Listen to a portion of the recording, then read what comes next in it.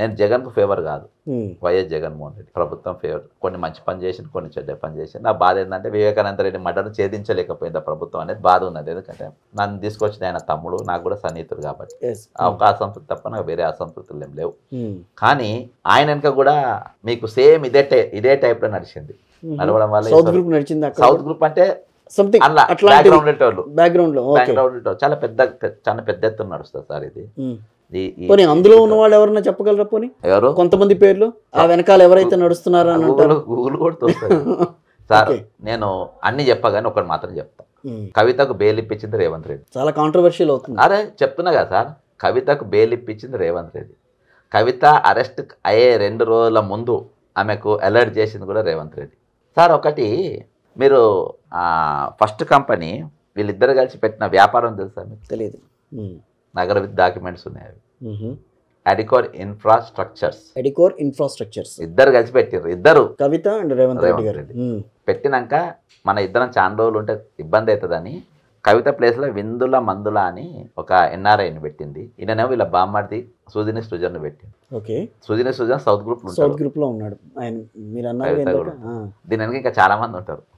అదేనా సార్, ఇదన్నీ నడుస్తుంది. మీరు ఒకటే ఆలోచించాలి, కేటీఆర్ ఒక్కడే సింగిల్ గా ఉన్న కేసు 55 కోట్ల కేసు ఎక్కడ దాన్నే ఎందుకు ముట్టుకున్నానే అర్థం చేసుకోవాలి. అవును కదా, ఇప్పుడు అందరూ అదే అడిగేది. అదే న్యాయ వ్యవస్థ దాంట్లో ఎంతవరకు పారదర్శకంగా ప్రభుత్వం వ్యవహరిస్తుంది అన్న విషయం పక్కన పెడితే నిజంగా ఇన్వాల్వ్ అయ్యాడా లేదా ఆ విషయంలో అనేది ఇంకా క్లారిటీ రావట్లేదు. అంతే. సో దాన్ని బేస్ చేసుకుని ఇంకా మిగతా ఏమన్నా ఉచ్చారణ బిగించే అవకాశం ఉంటుందా కేటీఆర్ చుట్టూ అని అంటే ఏమో అన్న ఆలోచన అయితే ఉంది. అందులోనే ఈడీ సార్. ఇప్పుడు నేను అందుకే నేను క్విడ్ ప్రో కిందకి వస్తుంది కదా, నేను అదే క్విడ్ ప్రో కేటీఆర్. ఎందుకంటే సార్ నేను కేటీఆర్ 1-to-1 కలిసిన. దేనికోసం కలిసిన అంటే హైదరాబాద్లో నష్టపరిహారం పైన చర్చ పెట్టమని ఒకరోజు ముందు ఈయన కలిసిన. బీజేపీ ఆఫీస్కి పోయినా, బీజేపీ అందరి ఇళ్లలో పోయి వాళ్ళకి ఇచ్చినప్పుడు ఆయన మాట్లాడిచ్చిండు ఎమ్మెల్సీతో. ఎవరో ఎమ్మెల్సీ రాజు అని ఎవరు సబ్జెక్ట్ మాట్లాడండి. హైదరా అనేది అది పెద్ద సబ్జెక్టు. అయితే మాట్లాడండి. నాకు అర్థమైంది ఏంటంటే ఈయన వెనుక 100% ఈయనకున్న గ్రూప్ ఉన్నది. కానీ ఈ సౌత్ గ్రూప్ రేపటి దినాన నేను చేసిన దొంగతనం దొరకకుండా తప్పించుకోనికి ఉండనికి అని చెప్పేసి ఆపోజిట్ వాళ్ళని కూడా నేనే తయారు చేసుకోవాలి అనే ఆలోచనతో సౌత్ గ్రూప్ ఉన్నది సార్. కాబట్టి వీళ్ళందరూ కలిసి ఈయన ఒక్కడే దొరికే దాంట్లోనే సూచిండ్రు, కరెక్ట్గా పట్టుకున్నారు. ఆ ఇన్ఫర్మేషన్ ఇచ్చింది కూడా ఇంటి దొంగలే. మీరు అబ్జర్వ్ చేయండి. ఇవన్నీ మరి ఎడిటింగ్ అయితే తెలియదు, నాకు తెలియదు, కానీ వాస్తవం చెప్తున్నా. కవిత పైన ఈడీ రైడ్ అయినప్పుడు కేటీఆర్ అంటాడు చేప కొట్టుకున్నట్టు కొట్టుకున్నాడు. మీరు అబ్జర్వ్, ఈడీ ఎవరితో గొడవ పట్టుకున్నాడు, ఢిల్లీకి పోయిండు, ఎన్ని చేయాలని చేసింది. కానీ కేటీఆర్ మీద అటాక్ జరిగిన కవిత ఏడ కూడా సైలెంట్గా ఉంటాను, పరామర్శించుడు, రాజకీయం చేస్తుంది. ఓకే, ఫ్యూచరు ఇంట్లో అప్రమత్తంగా ఉండాల్సింది ఎవడంటే పబ్లిక్ ఉండాలి. అదేంటి అప్రమత్తంగా పబ్లిక్ ఎందుకు ఉండాలంటే నీ ముందు ఎవడైనా వస్తాడు, ఓటుకున్నోడు వస్తాడు, లిక్కర్ దాన్లు వస్తారు, తాకాడ రాయిలు వస్తారు, అందరు వస్తారు. నా నాయకుడు ఎవడు, వాడు ఏ రూపకంగా వస్తుండు, పెన్ను గుర్తుతో వస్తుండా, పెన్సిల్ గుర్తుతో వస్తుండా చూసుకొని జాగ్రత్త పోవాలి. Sir Telangana is in danger zone. నాకు దీని భవిష్యత్తు స్పష్టంగా, ఎందుకంటే తెలంగాణ ఎవడు ఓన్ చేసుకుంటలేడు, ఇది నా రాష్ట్రం అని. సార్ తెలంగాణ అనేది సరిహద్దులతో నేర్పడలే, భావోద్వేగంతో ఏర్పడ్డది. ఆ తయారు చేసింది ఎవరు? ఆ భావోద్వేగం అనే డిపిఆర్ను తయారు చేసిన మేధావులు ఈరోజు ఎక్కడున్నారు? కేసీఆర్ గారు ఉన్నారు. కేసీఆర్ కాదు సార్, కేసీఆర్ వదిలేసి కేసీఆర్ ఒక పార్టీ పెట్టిన ఆయన రూలింగ్ రాద్దామని చెప్పి ఆయన రాజకీయంగా ఆయన చేసుకుండు. ఆయన టీడీపీలో ఆయన తొక్కిండ్రు, ఆయన పాలిటిక్స్ చేసింది సార్. కోదండరామ్ గారు ఉన్నారు. అక్కడికి వెళ్ళి మొదలు పెడతాం. ఇక్కడ ఫస్ట్కి వెళ్ళి ఫైల్ పట్టుకొని తిరిగే బ్యాచ్ ఎవరంటే కోదండరామ్ ఒకడు.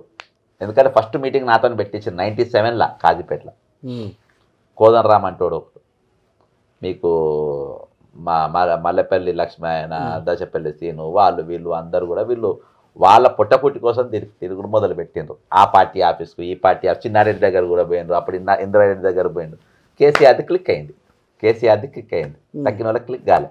ఎందుకనంటే ఏఐసిసి ఎప్పుడైతే రాజశేఖర రెడ్డి గారు చచ్చిపోయినరో జగన్మోహన్ రెడ్డి అనేటువంటి రావద్దని కేసీఆర్ను వాడిండ్రు. ఓకే, మీకు తెలంగాణ ఏర్పాటుకు జగన్కు చాలా లింక్స్ ఉంటాయి. అదే సార్, ఇయాటికి సమాజానికి తెలియదు ఏంటంటే 1200 మంది చచ్చిపోయింది కరెక్ట్. కేసీఆర్తో దీక్ష ఎవరు చేయించిండ్రు? కేసీఆర్ ఎన్నుకుంటే ఎవరు నడిపించిండ్రు? ఎట్లా నడిచింది? ఆయన ఉద్యమాన్ని ఎట్లా లేపిండ్రు? అహ్మద్ పాటేల్ చచ్చిపోయినరు, అహ్మద్ పాటేల్కి ఎవరెవరు ఫోన్లు చేసిండ్రు, ఏమేమి జరిగినాయి అన్నీ అదొక కథ. కానీ ఇక్కడ మేధావులు మిస్గైడ్ చేసిండ్రు. ఈరోజు వాళ్ళు కనబడతలేరు.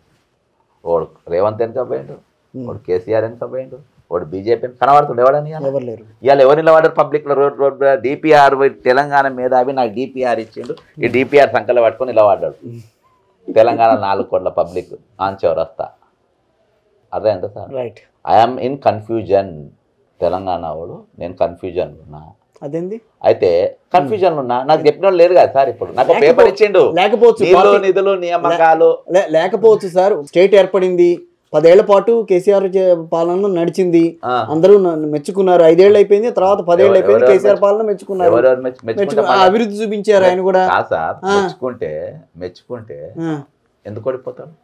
10 ఏళ్ల తర్వాత ఓడిపోయింది సార్, 2 టర్ములు నడిచింది అక్కడ, మీరు కాదని అనలేరు. నీకు 10 years నడుపుడు వస్తాయి. నేను ఈ 7 ఏళ్ళల్లో ఆంధ్రోడు పోతే నీకు ఏమి ఇచ్చిపోయిండు? 16,000 కోట్లు ఇచ్చిపోయిండు, ఒక సెక్రటరియట్ ఇచ్చిండు, ఒక అసెంబ్లీ ఇచ్చిండు. ఆంధ్రోని దగ్గర ఏమున్నది? నేను కొత్తగా సెక్రటేరియట్ కట్టుకోగలిగాను, నా దగ్గర ఏం లేదు, అది వదిలేసేయండి. ఆంధ్రోని దగ్గర ఏం లేదు, కొత్తగా పోయిండు, గుంటూరు సెంటర్ నిలబడ్డాడు. ఇప్పుడు నేను బిల్డింగ్ కట్టుకోవాలి, నేను ఆఫీస్ పెట్టుకోవాలి, సెక్రటరియట్ కట్టుకోవాలి. బ్యాడ్ లక్ ఏంటంటే ఇది 10 సంవత్సరాలు ఉమ్మడి రాజధాని ఉండే, కానీ వాళ్ళకు ఓటుకు నోట్లో దొరికిండు. కేసీఆర్ను మర్యా మూటే ముళ్ళ అదురుకొని వెళ్ళిపోతావా, లేకుంటే ఇలా నేను జైలుకు పంపాలనా అని చెప్పిండు. అందుకనే వెళ్ళిపోయింది 10 ఏళ్ళ ముందు, లేకుంటే 10 ఏళ్ళు కాదు 20 ఏళ్ళు ఉండు. చంద్రబాబు నాయుడు ఎందుకు సరెండర్ అయ్యింది అనుకుంటున్నావు? జైలుకు పోవు. జరిగిన పంచాయతీలు ఏంటంటే ఇటు మొక్కన బిట్ట మీద మొత్తం తీసుకొని వెళ్ళిపోవాలి, ఇటు మొక్కన కనబడద్దు కూడా, ఎప్పుడంటే చుట్టం సూపుకి వచ్చిపోవాలని ఇల్లు ఉంటాయి, కానీ ఇలా రాజకీయం చేయొద్దని చెప్పేసి ప్యాక్ చేసి పంపారు. ఒరిజినల్ స్టోరీ సార్ ఇది, నా భాషలో తెలిసిందే అది. అయితే ఇవాళ వాళ్ళు నిలబడి వాళ్ళు కట్టుకున్నారు. అక్కడ అప్పయిందంటే ఓకే, ఈడెందుకు అప్పయింది? అప్పులు అబ్బిది అప్పు పెరిగారు. వరంగల్ సెంట్రల్ జైలు కుదబెట్టే పరిస్థితి వచ్చింది. మీకు పోలీస్ జీబులు కుదబెట్టారు తెలుసా? మీకు విజయ బ్యాంకులో పోలీస్ కార్లు కుదబెట్టింది తెలుసా? పోలీస్ వాకిటాకీలు కుదబెట్టింది తెలుసా? సివిల్ సప్లై గుండు సూదులు కుదబెట్టింది తెలుసా? ట్రాన్స్ఫార్మర్లు కుదబెట్టింది తెలుసా?